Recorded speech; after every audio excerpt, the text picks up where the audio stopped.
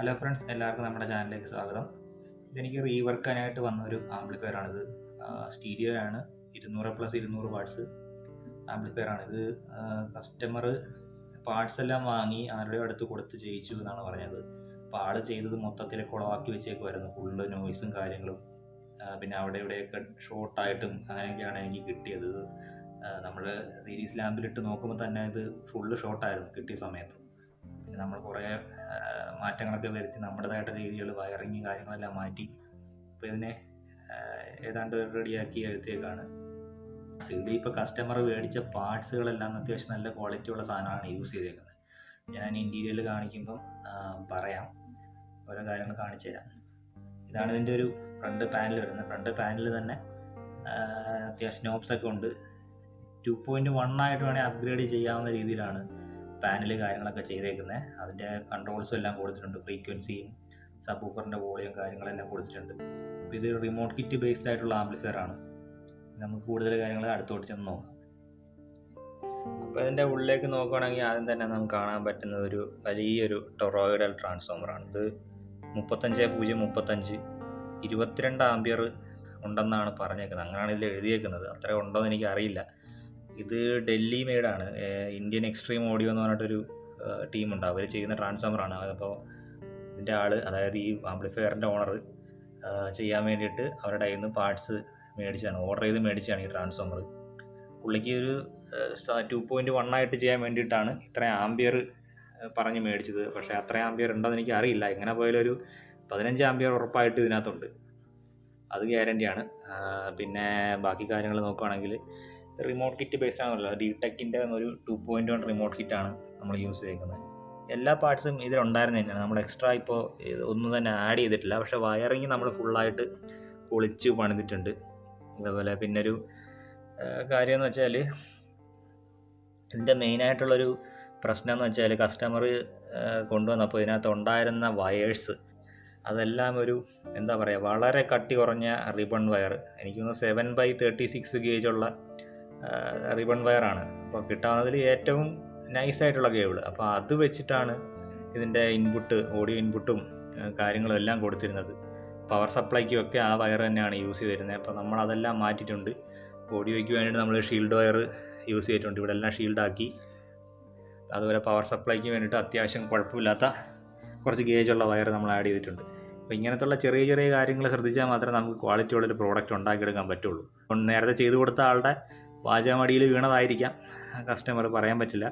അപ്പോൾ ഇങ്ങനെ സംസാരിച്ച് വീഴുന്ന കുറേ ആളുകളുണ്ട്. അപ്പോൾ അവരുടെ പറച്ചിൽ മാത്രം കേൾക്കാതെ അവർ ചെയ്തൊരു വർക്കിനെ പറ്റിയോ അല്ലെങ്കിൽ അതിൻ്റെ ഒരു ക്വാളിറ്റിയെ പറ്റിയോ ഒക്കെ അന്വേഷിച്ചിട്ട് മാത്രം നിങ്ങൾ ആർക്കായാലും വർക്ക് കൊടുക്കാവൂ. പറയാൻ എല്ലാവർക്കും എളുപ്പമാണ്, ഇത് പ്രാവർത്തികമാക്കാനാണ് പാട്.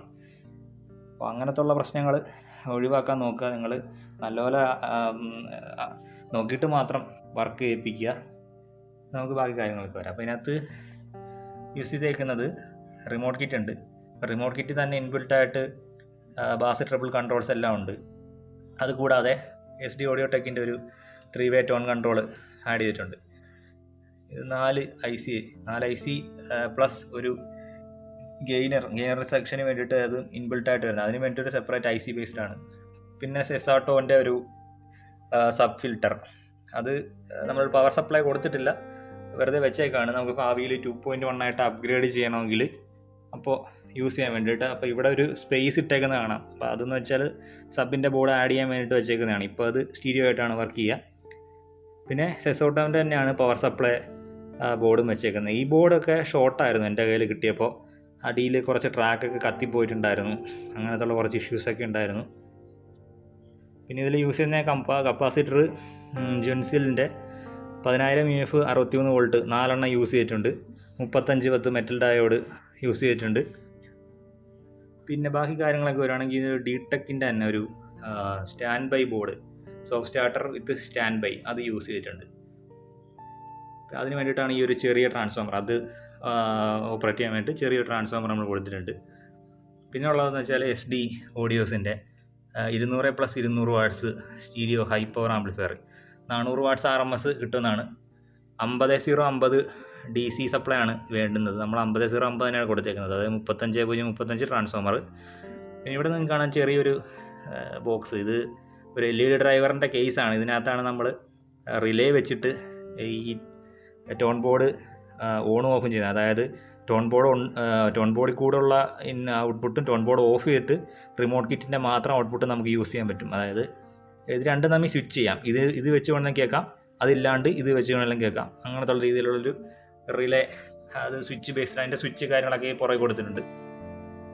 അപ്പോൾ അതൊക്കെയാണ് ഇവിടെ ഉള്ളത്. പിന്നെ ഒരു ഹീറ്റ് സെൻസറിൻ്റെ ബോർഡുണ്ട്, ഫാൻ കൺട്രോളർ. അതായത് ഒരു 40 ഡിഗ്രിയിൽ ഓണാവാത്ത രീതിയിലാണ് നമ്മൾ സെറ്റ് ചെയ്ത് വെച്ചേക്കുന്നത്. അപ്പോൾ അത്രയൊക്കെ ഉള്ളൂ ഇതിൻ്റെ ഉൾവശം.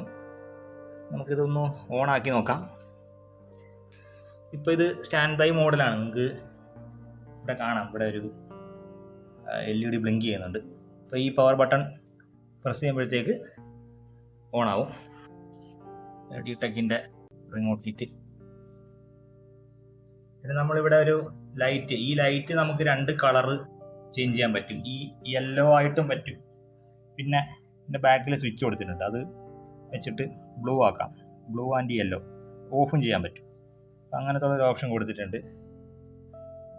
പിന്നെ ഇതിൽ യൂസ് ചെയ്തിരിക്കുന്ന ഒരു വ്യൂ മീറ്റർ ഉണ്ട്. ആ പാട്ട് പ്ലേ ചെയ്യുമ്പോൾ നിങ്ങൾ കാണിച്ചു തരാം.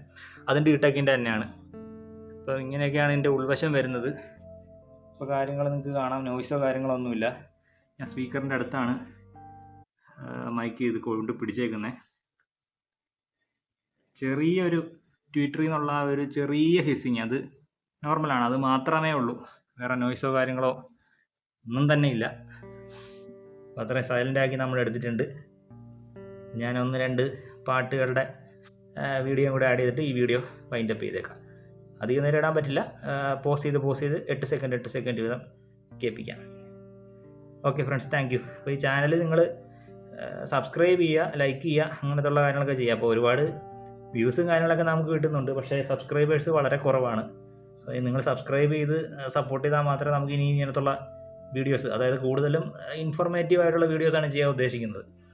ജസ്റ്റ് ബിസിനസ് വൈസ് മാത്രമല്ല, ബിസിനസ്സായിട്ട് ഞാനിത് ചെയ്യുന്നുമില്ല. കാര്യം എനിക്ക് വേറെ അത്യാവശ്യം കൊള്ളാവുന്നൊരു ജോലിയുണ്ട്. ഇപ്പോൾ ഇത് ജസ്റ്റ് ഹോബി, ടൈം പാസ് എന്നൊക്കെയുള്ള രീതിയിൽ മാത്രം ചെയ്യുന്നേ ഉള്ളൂ. പിന്നെ ആരെങ്കിലും അത്രയ്ക്കും വന്ന് ചെയ്ത് തരണമെന്ന് പറയണമെങ്കിൽ മാത്രമേ വർക്ക് എടുക്കാറുള്ളൂ. അല്ലാണ്ട് ഇത് വിറ്റ് എങ്ങനെയെങ്കിലും കാശുണ്ടാക്കണം, അല്ലെങ്കിൽ ആളുകളെ പറഞ്ഞു പറ്റിക്കണം എന്നുള്ളൊരു മെൻറ്റാലിറ്റിയിലല്ല നമ്മൾ ചെയ്യുന്നത്.